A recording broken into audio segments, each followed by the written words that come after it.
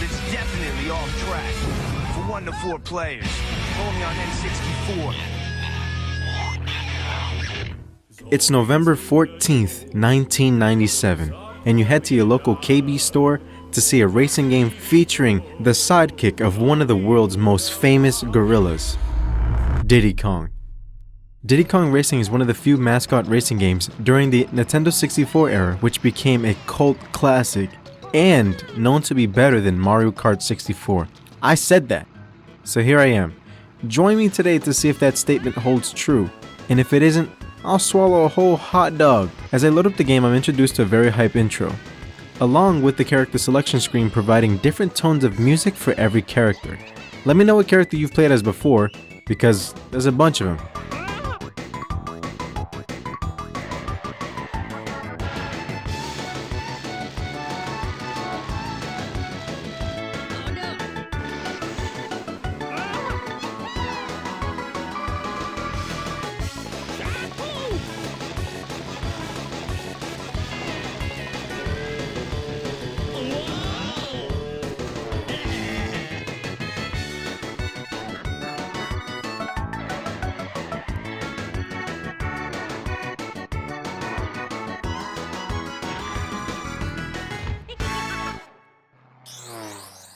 Diddy Kong, Donkey Kong's sidekick and the game's main character basically.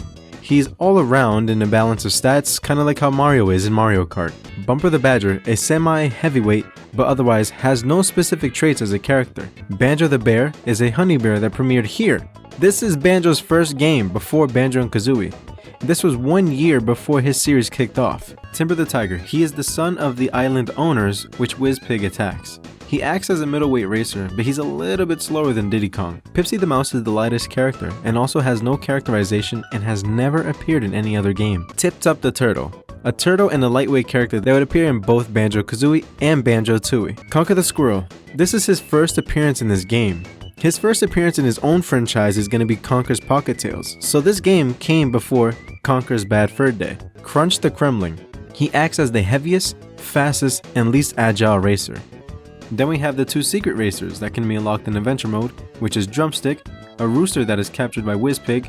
He can be rescued after a period of time by running over a distinct frog. He acts as a heavyweight racer as well. And then our second secret racer is Tiddy. He's the stopwatch that runs the time trials, and after beating TT's records on every course, he becomes playable, and he has the best stats of any racer. Out of all the characters we have here, I'm gonna go with Pipsy. I'm a big fan of her speed and turning ability. That'll lead me into the game, giving me the option to choose between adventure or tracks. These options are basically story mode and versus. Choosing adventure will put us into Diddy Kong Racing's adventure mode and allow us to type in our name in an old arcade fashion. In the adventure mode, I'm placed in Timber's Island and tasked with collecting golden balloons to access various challenges and worlds. There are a total of 5 worlds that can be accessed from the main Timber's Island hub, and each has 4 tracks, a trophy challenge and a boss track. And aside from the last one, a special battle minigame that is accessed with a golden key. Different vehicles are sometimes required to access the different tracks, and the player can change them at any time by speaking with Taj the Genie, located in the center of Timber's Island. Each of the smaller worlds, meanwhile, has TT that walks around the hub, and he'll tell us our progress when he's approached. Just like in most kart games, there's an object that can be picked up to increase speed. In this case, it's bananas. While weapon balloons provide items to use in the race, the color of the weapon balloon determines what the item will be. And collecting multiple of the same color in sequence will improve the item's effect by up to a total of 3 levels. For example, picking up the rocket balloon gives you 1 shot. Picking it up twice gives you a homing missile. Picking it up 3 times gives you 10 rockets. Along with collecting another balloon of a different color, that'll cancel out the current power-up or attack that you currently have. Golden balloons can be found scattered on Timber's Island or won from races, either from tracks or Taj on the island. All of the standard tracks have 2 golden balloons available, one from a standard race and one from completing a silver coin collection challenge. The standard races must be completed first to race the world's boss, who then challenges me to complete the silver coin races. After which everything is completed for the second round, we'll rematch with the boss for a piece of the Wizpig amulet. The boss then challenges the player to complete the Trophy Race Championship. Each of the first 4 worlds has a hidden key that opens a gate to the Battle Challenge, which awards a piece of the TT amulet. This TT amulet is required to complete the game fully, and when all 4 of the pieces of the Wizpig amulet are gathered, the player is able to race Wizpig himself and get him out of here. We're welcomed by Taj the Elephant Genie to the hub of the game. Huh? Now hold on now. Taj, the Elephant Genie. I am the genie of the island. Look, this is the 90s. Everything was free game. To get Taj's attention, we either have to beep while we're near him, or head to his giant head that's on the floor and beep again. If you do that, you'll see him instant transmission and he'll run up on you like you owe him money. And at this point, he'll give us 2 options at first: change vehicle and return. In this game, there are 3 vehicle types: land, water, and air, in the forms of car, speedboat, and an airplane. All 3 are very differently to control, making the speedboat one of the worst ones. Please get me out of this plane. Sherbet Island. Thank you. Oh my. Not the boats. As mentioned, these balloons are necessary to open the certain maps, kind of like how the stars are in Mario 64. Heading to our first area, Dino Domain, and for our first site, it's going to be a few doors and a walking clock. This is Diddy. If we speak to him, we can challenge all the maps within Dino Domain in the time challenge, and if we beat every Diddy time on all of the maps, we'll unlock him as a character, which would be great considering he is the fastest character in the game, but luckily I'm not really interested in that, so I'm going to be sticking with Pipsy the entire time. Getting first place in the races for the Dino Domain allows us the opportunity to race Tricky the Triceratops. There are a few domains and races that everyone can favor. I personally really like Snowflake Mountain the most, but hey, you let me know which domain you prefer. Now we're going to enter our first race in Ancient Lake. The Ancient Lake track is one of the first tracks in the Dino Domain, and it's set in a lake, obviously. A wandering dinosaur appears in the level, and if you get caught under its feet, it will trample you. This track also has a key for the world's battle arena. 1 golden balloon is required to enter the course, and after Tricky is defeated for the first time, the total balloons needed to re-enter increases to 6. At the very beginning of starting this race, you'll notice that there's a golden key in the distance. These gold keys, as I said, are very important to unlock the battle challenge mode. Now for the next map. It's time for Fossil Canyon, the second track of Dino Domain that is set in a dusky barren wasteland. A wandering dinosaur from Ancient Lake is seen again at the beginning of the level, but it won't wander onto the racetrack. 2 golden balloons are required to enter the course, along with the re-entry fee increasing to 7. Next is the Jungle Falls track. This third track of Dino Domain is set in a track full of giant footprints and fossils. To me, this is the shortest track of them all. The player needs about 3 golden balloons to enter the course, and the re-entry fee jumps up to 8. The Hop Top Volcano track is the 4th track of the Dino Domain, and it's set in a lava-themed track. This is also the first track to feature the racers on planes. 5 golden balloons are required to enter the course, along with a re-entry fee of 10. Once we complete the first round of tracks, it's time to go after Tricky. And once we complete Tricky, he's going to give us a challenge to collect the silver coins in the races that we've just completed. This gives us an opportunity to get more balloons, because as you know, they're needed to progress. There are 8 silver coins on every map, and they're easy to spot while you're racing. This challenge keeps up the same map structure that you know of, and the only difference is that you're forced to take certain paths to complete the challenge. I have this technique where the first lap I allow myself to make as many mistakes as possible to get the coins, and then go crazy on the second and last lap. Once I complete all the tracks again, I'm allowed to face Tricky again, who this time around is a bit faster and has a little bit more situations going on in this arena, such as these pillars which will keep falling down in the beginning of the map. When I'm finally done with Tricky, we'll win a piece of the Wizpig amulet, which will allow us to unlock the final boss later on. Then we're going to move on to the final portion of this world, which is the trophy challenge. This challenge is just a tournament where I race throughout all the tracks again for the 3rd time, but my win is based on the amount of points that I accumulate at the end. Every first place that I get into grants me 9 points. After that trophy challenge, I win the Golden Piggy, and I take the time to head over to the battle challenge, which is the Fire Mountain. It's a battle stage of the Dino Domain, and players must gather and hatch 3 eggs in their own nest. The other players may steal others' eggs while they're hatching just to get those points. So let's take a look at the next world. But before I did that, I found this odd frog with a chicken feather thing on its head.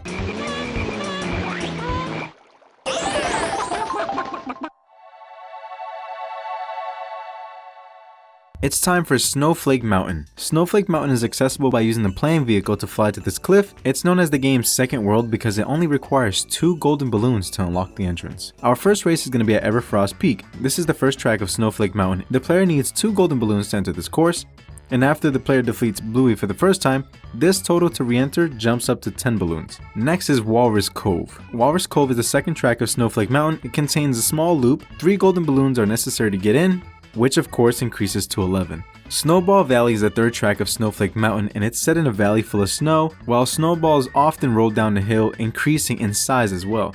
This track also has the key to this world's battle challenge, which is stupidly out of the way over here. 6 golden balloons are required to enter this course, and then to re-enter, it jumps up to 14. Frosty Village is the 4th track of Snowflake Mountain and is set in a village. The player needs 9 golden balloons to access this course. Then the total is going to jump up to 16 balloons. Now we have Bluey the Walrus. Bluey's course is the boss track of the Snowflake Mountain, and it's set on a mountain going downhill. First round is going to be easy, nothing too crazy. Second round is a monster. This man is so fast, and what's worse is that the chance to boost on this map is so small. Do the best that you can, but be sure to collect 3 rocket attack balloons, so once you get the 10 rockets, spam them on the very last few feet of the race and you'll skip right by him. Now with the silver coins out of the way, you already know the best Diddy Kong Racer already won, so what we're going to do now is the battle challenge. And this is going to be set in the Icicle Pyramid.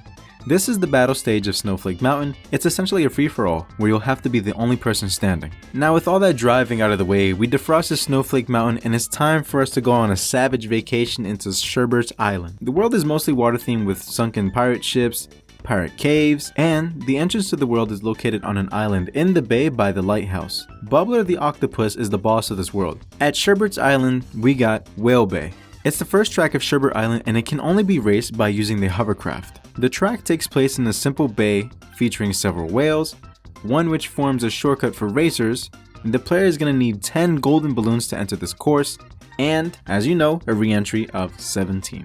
Then we're going to have Crescent Island. This is the second track, and there's a couple sand tunnels, there's an abandoned pirate ship, and this track also has a key to the world's battle arena on this little crevice that's a little worse than the last place. We're gonna need 11 golden balloons to access this course for the first time, and as you know, to re-enter it, it's gonna increase to 18 balloons. Treasure Cave is the last track of Sherbet Island and takes place in an abandoned smuggler's lair, featuring another abandoned shipwreck in a gloomy cave, and a total of 16 golden balloons is required to get in here. And as you know, once we get rid of the boss again, it's gonna jump up to 22. Now with the first round of races out of the way, we're gonna be facing Bubbler the Octopus. This dude sucks. Bubbler's race is the boss track of Sherbet Island and is set on a beach studded with enclosed caves. Get Bubbler popped in time to do the silver coin challenge and rematch with the Bubbler later on. It's trophy time and then battle time. The battle challenge here is going to be in Darkwater Beach. This stage has the same format as the Icicle Pyramid, where we're going to have to be in a free-for-all battle with the other players. On to the 4th world, Dragon's Forest. The entrance to this place is hidden behind this specific waterfall that's left to Wizpig's face, but to access the entrance, you're going to need 16 balloons. Let's get started with Windmill Plains, which is the first track of the Dragon Forest. This track takes place around the countryside with windmills, tunnels, waterfalls, and it's going to require 16 golden balloons to enter, and the re-entry fee is going to jump up to 23. Next is Greenwood Village. As the name suggests, it's set in a village with roads, tunnels. The player is going to need 17 golden balloons to access this course, along with 24 for the re-entry fee. Next track is going to be Boulder Canyon, which is a water-based track that can only be raced via, oh my god, not this again, the hovercraft. Players face many obstacles including logs, rapids. This track also features the key to this world's battle arena, which is honestly stupid, absolutely stupid. You have to ring this bell, jump up the ramp, and then grab the key, jump back down, and then catch up to everybody else. A total of 20 golden balloons is required to access this course, with a re-entry fee of 30. Finally, there's the Haunted Woods. It's another track where the players will race around the village. This time we're also going to be dealing with a spooky woods type of theme with little flying ghosty Wizpigs. We're going to need 22 golden balloons to enter this course. Then as usual, it's going to go up to 37. First round of business is out of the way and it's time to face Smokey the Dragon for the first time. And as usual, getting the first round boss out of the way means coins for round 2. 1, 2, 3, get it. Money on my mind, and we take Smokey the Lizard again before finishing this world. It's time for the tournament, and as you know, challenge mode. Smokey Castle is the battle track for Dragon Force. To win, the players will first collect 10 bananas into their chests from the arena. You can only carry 2 bananas at a time, which means you have to do 5 trips. Once that's all said and done, we've unlocked Wizpig's face statue.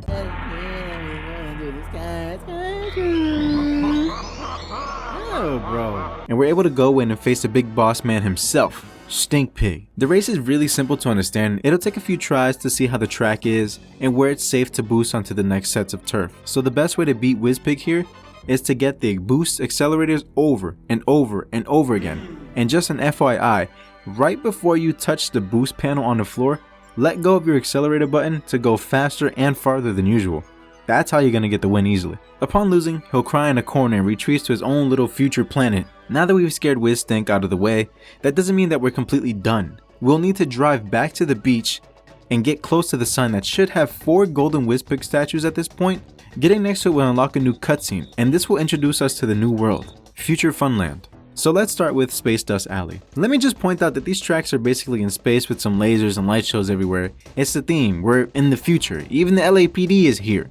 Anyways, to access Space Dust Alley, you'll need 39 golden balloons and 43 for the re-entry. Next is Dark Moon Caverns. To access this world, you'll need 40 golden balloons with a re-entry of 44. Now, Spaceport Alpha. This map is alright. It's fine once you know the layout, but you really need to take advantage of the speed boost in case you mess up. You'll need 41 balloons to get in and 45 for the re-entry fee. Finally, Star City. This will require 42 balloons to get in and 46 for the re-entry. We usually do first round boss and then we do silver coins, but future Funland moves into the silver coin races immediately. Getting our wallet packed up is going to allow us to do the final boss of the game, WizPig, round 2. But before I do that, it's tournament time.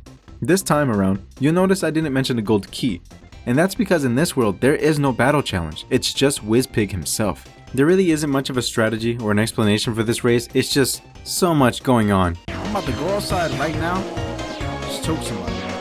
I don't care if it's an ant, I don't care if it's a roach, I don't care, just let me choke somebody, that's all I want to do. Oh, they're literally just flaming me right now. Where am I going? Bless me. No, I gotta watch his dumbass do this. Oh my god. Is that your toilet that you don't flush? Look, I hope you fall in there face first. You bastard. Please. Oh my god!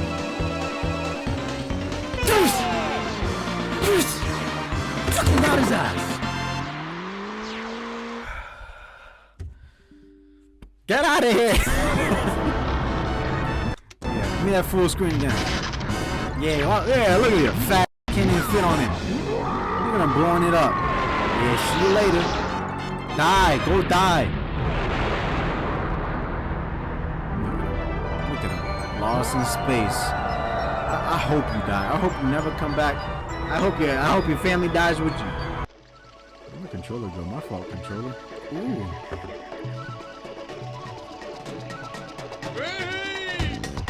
Ooh! Got him! Ooh, we're hitting the...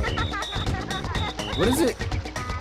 Choo-choo train? And just like that, we defeated WizPig for the second time, done all the races, won all of the tournaments, and defeated the challengers in the battle minigames. Throughout all of this fun adventure, we've explored Timbers Island, raced through 20 different tracks split between 5 worlds. We've completed all of the tournament races with first place, done all the battle minigames, all the boss battles. I've even unlocked Adventure 2, which is just the same game but a bit more challenging. Unfortunately, we won't be doing that as I've already proven myself. I think I'm good so far. So with my experience as the best Diddy Kong Racer player ever, this is gonna beg the question, is Diddy Kong Racing a classic? Yes, I'm gonna say it again, it's better than Mario Kart 64. I will die on this hill. I'm gonna have to give this a solid 9 out of 10.